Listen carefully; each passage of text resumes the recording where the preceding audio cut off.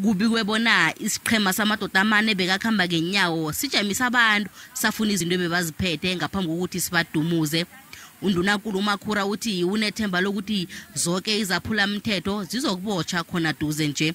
Kanti nosomkhandlu wezokuphepha komphakathi eGauteng uFaith Mazibuko utshwile bona amapholisa alandela imikhala ethembisako. It's a localized gang, basically, a localized gang that has moved from one section to the other. They've been terrorizing this community. They will be behind bars by the time we leave here. Condolences to the family and those that are in hospital to get well soon, and definitely we'll make sure that we work around the clock with communities.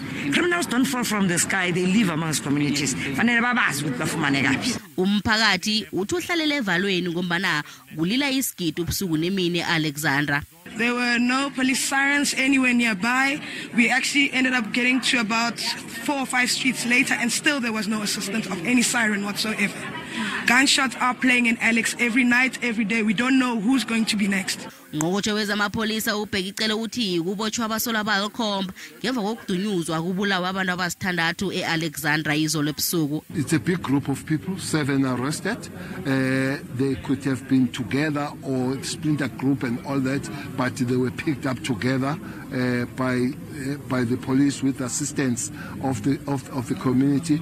Kubikwa bona amadoda amane bekahlomile ajamise isiqhema sabantu abakhuthuza ngaphambi kokuthi sibadumuze.